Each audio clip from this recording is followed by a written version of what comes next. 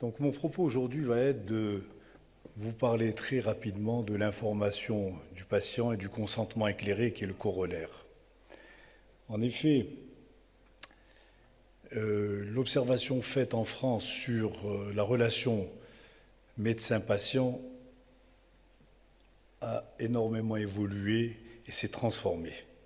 C'est-à-dire que le patient, qui était, comme son nom l'indique, le patient est devenu un acteur de santé et avec qui il faut négocier. Alors, les progrès de la médecine durant les dernières années ont été remarquables. Les techniques sont devenues de plus en plus sophistiquées, mais aussi de plus en plus agressives. Elles ne sont pas dénuées de complications. Alors, la nécessité d'une obligation s'impose et est devenue un élément fondamental du contrat médical. En effet, l'information n'est pas un nouveau concept. L'information du patient a énormément évolué du point de vue juridique, du point de vue éthique et du point de vue aussi économique. En effet, avant d'être une obligation légale et déontologique, parler au patient, l'informer, relève de l'humanisme médical. La relation médecin-malade a progressé vers un modèle d'autonomie et de partage de décisions. Le défaut d'information, c'est devenu une faute autonome sur le plan juridique. Et le Conseil d'État en France a consacré le principe de réparation du préjudice d'impréparation subie par le patient. Vous voyez les termes, comment ils sont bien choisis par le Conseil d'État. Et en fait, on voit que le droit se part de la morale. L'information, donc, tient une place considérable en responsabilité civile, gisement de nombreux contentieux, et tout cela est assis, nous le verrons, sur la loi et la jurisprudence. Pourquoi la France s'est dotée d'une loi sur le droit des patients? Donc le droit des patients est apparu grâce à quelqu'un qui s'appelle Didier Tabuteau. Didier Tabuteau, qui est le patron de la chaire santé à l'Institut d'études politiques de Paris, et nous avons la chance, nous ici à l'Université Mohamed VI, de travailler avec eux et d'avoir même un master commun avec Sciences Po Paris. Donc pourquoi cette loi? Cette loi est apparue nécessaire du fait du déséquilibre de la relation entre le médecin et le patient. Le médecin, c'est le professionnel, le patient, c'est celui qui ne sait rien. Devant la déshumanisation de l'hôpital, et surtout avec l'évolution du patient qui est devenu un acteur de santé, un partenaire. Et ce droit des patients, il a été décliné en 6 points. 1. L'obligation de prestation de qualité. 2. Liberté de choix du patient. 3. Droit d'accès au dossier médical. Depuis la loi Veil 1976, le dossier médical appartient au patient, étant donné qu'il l'a payé, il lui appartient. Et donc vous êtes, en tant que médecin, obligé de le lui remettre. 4e, le respect de la vie privée. 5e, liberté d'accès au médiateur, puisque chaque CHU a été doté d'un médiateur qui reçoit les doléances. Et je vous donne un chiffre moyen.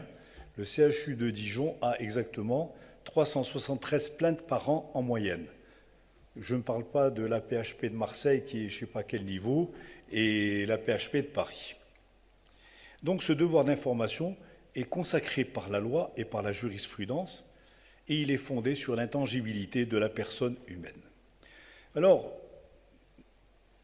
on va faire un peu d'histoire et j'adore l'histoire, c'est-à-dire que l'information n'est pas un nouveau concept. Déjà Hippocrate parlait de l'information, qu'il fallait donner les renseignements aux patients.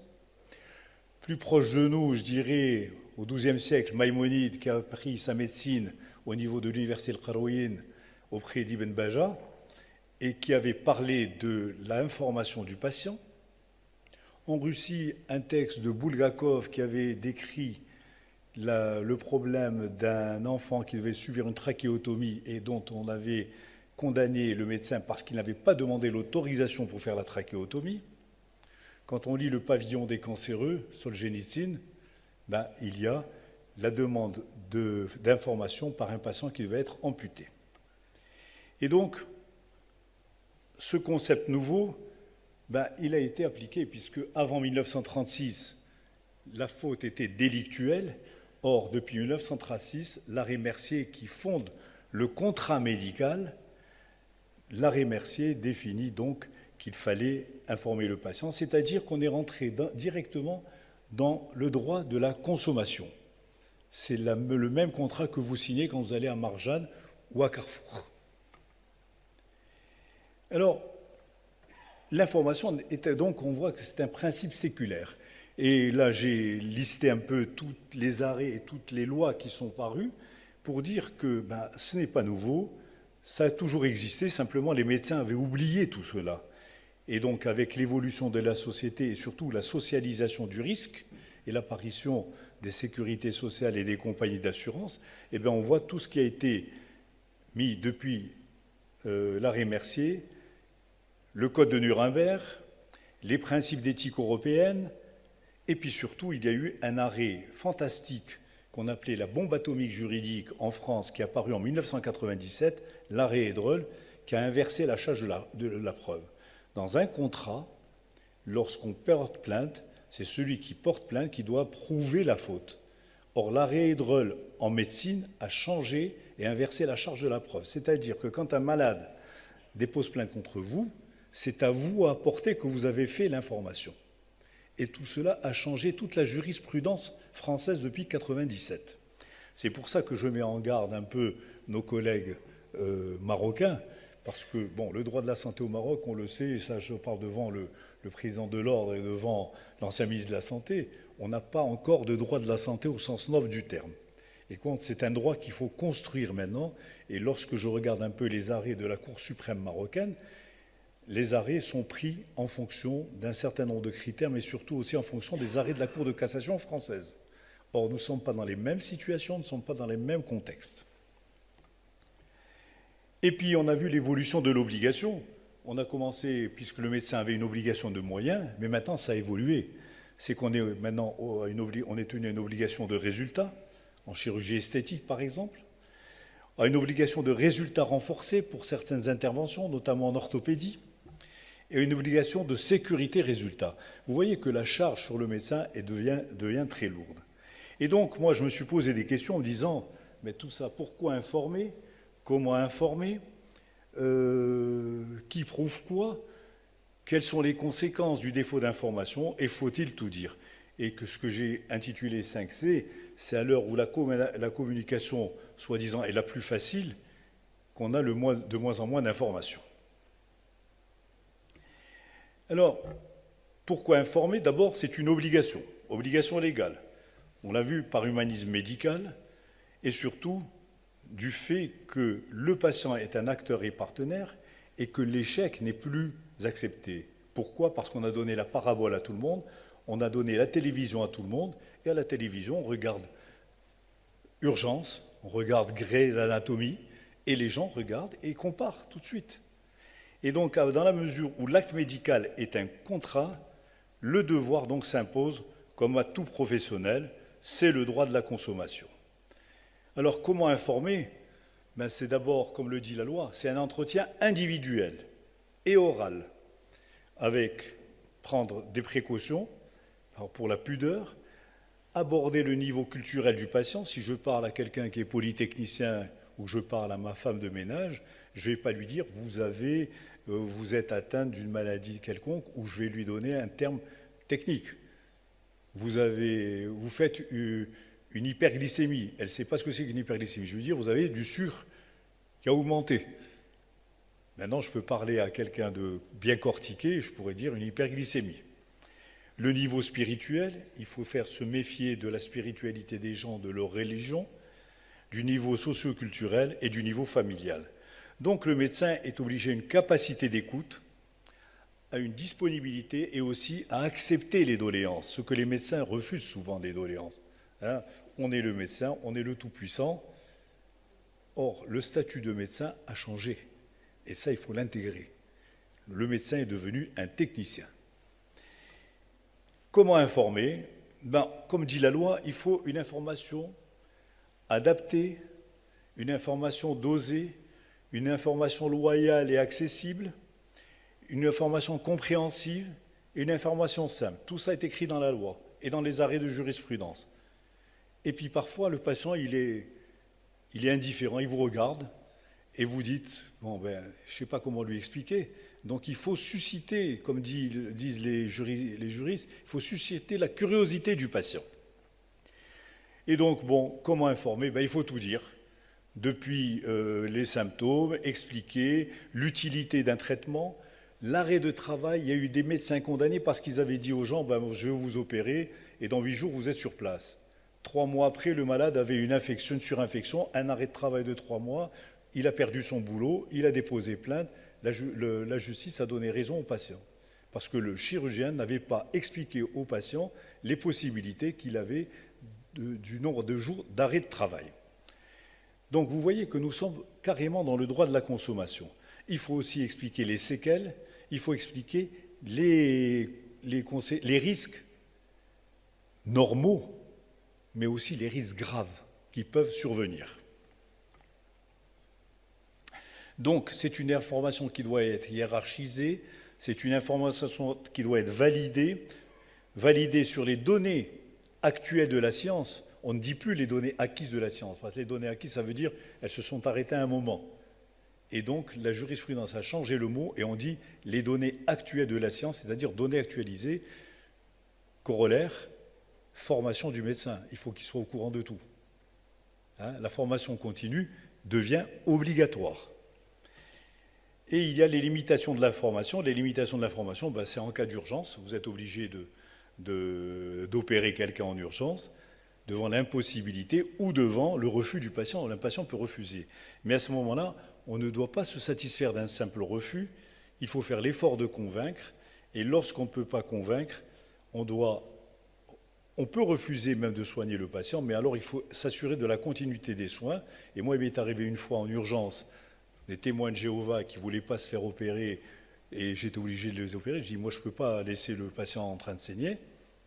J'ai appelé le procureur de la République, je l'ai averti, je lui ai dit, maintenant, qu'est-ce que je fais? Il m'a dit, vous l'opérez quand même, je vous donne l'autorisation. Et après, c'est les témoins de Jéhovah qui sont débrouillés avec la justice. Alors bien sûr, il y a l'information aux mineurs. Or maintenant, la notion de personne de confiance est apparue à la suite de l'histoire de l'IVG. Parce qu'il y avait des jeunes filles qui étaient mineures, qui allaient pour une IVG, et elles ne voulaient pas que les parents le sachent. Donc la justice a ouvert maintenant ce qu'on appelle la personne de confiance, c'est-à-dire que le mineur va choisir une période qui est reconnue par la justice et qui est la personne de confiance et qui va couvrir donc l'acte qui va être fait. Si c'est un mineur, bien sûr, il faut les parents. Donc l'information incombe à tout professionnel de santé, ça veut dire que depuis le médecin, par l'infirmière et par votre secrétaire médical. Et chacun va informer à son niveau. Et qui doit informer? Parce qu'il peut arriver que l'information y ait deux chirurgiens ou 2 médecins, chacun va informer dans son domaine. Et donc, la preuve de l'information, comme je vous l'ai dit, c'est cette bombe atomique, l'arrêt Hédrol, qui inverse la charge de la preuve, c'est-à-dire celui qui se prétend libéré doit justifier le paiement ou le fait qu'il a produit l'extinction de l'obligation. C'est-à-dire que c'est à vous, médecins, de fournir la preuve que j'ai fait mon information. Alors, cette preuve d'information, la justice dit par tout moyen. Ça veut dire que la preuve peut être orale. Oui, j'ai fait l'information. On va donner un consentement éclairé qui est signé par le patient, mais ce consentement éclairé n'a aucune valeur juridique, il n'a qu'une valeur de présomption. Troisièmement, qu'est-ce qui est important? Le vecteur de l'information, c'est le dossier médical. Et donc le médecin doit avoir un dossier médical maintenant parfait. Moi, dans mon service, on avait l'habitude de remplir « j'ai vu le patient, je lui ai dit, il m'a répondu, je lui ai dit, il m'a répondu ». Et donc quand un dossier était saisi, par exemple, par le tribunal administratif, ben, il avait tous les éléments pour pouvoir juger et dire non, l'information a été donnée au patient. Parce que aussi la malhonnêteté des patients, vous avez fait une information au patient, vous lui avez tout raconté, puis il va dire j'ai rien compris. Et donc comment faire ça? Cette information doit être orale, écrite, la présomption. Donc tout ça est à mettre en place. Enfin, il y a le délai de réflexion qui va jouer dans la présomption, c'est-à-dire le malade qui arrive, il arrive en consultation à 14 h, vous l'opérez le lendemain à 8 h du matin, sauf urgence, on va dire que vous ne l'avez pas laissé le délai de réflexion. Vous savez qu'en France, actuellement, quand on voit quelqu'un en consultation, il y a une obligation d'au moins 48 heures avant d'opérer quelqu'un, quand c'est la chirurgie froide. Les consultations répétées, vous avez vu le patient 4 fois, pour la justice, oui, il y a eu une information qui a été donnée. Le dossier médical et les courriers que vous faites à vos correspondants. Et en général, maintenant, tous mes collègues mettent mon cher confrère, je vous informe que j'ai vu monsieur untel, votre patient, et on détaille le tout. Donc on voit que tout cela va jouer et va entraîner deux préjudices. Quels sont les préjudices? Défaut d'information, c'est la perte de chance, c'est-à-dire le patient victime peut invoquer la perte de chance de se soustraire au risque. Et donc c'est indemnisé. Eh oui, la perte de chance. Et puis l'état d'ignorance imposé, la même chose. Alors en conclusion, je dirais que vous voyez, la charge sur le médecin devient de plus en plus lourde.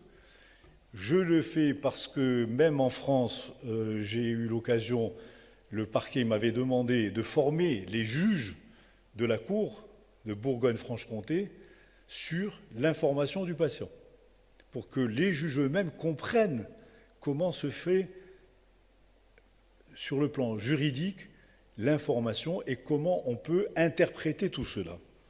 Mais le danger de tout ça, ça a été quoi? Ça a été un glissement vers une responsabilité collective du risque, c'est-à-dire qu'aux USA, c'est 800 000 procédures par an, c'est 20 milliards, ça a un coût de 20 milliards de dollars.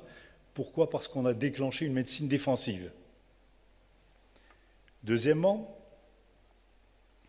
on a eu... Et dans un article de la Gazette du Palais en Bourgogne, je suis tombé sur cette conclusion, comme quoi la dégénérescence des principes de la médecine tend à remettre en cause le statut scientifique spécifique dont bénéficiait le médecin. Vous voyez que même les juristes dans leur gazette ont senti que le balancier commençait à aller trop loin. Et pour moi, je pense prescrire, je préfère prescrire cette ordonnance, offrir aux gens quelques gélules d'oubli, prescrire quelques comprimés anti-problèmes, donner quelques miettes d'euphorie, et puis surtout avoir quelques bonbons d'indifférence. Je vous remercie.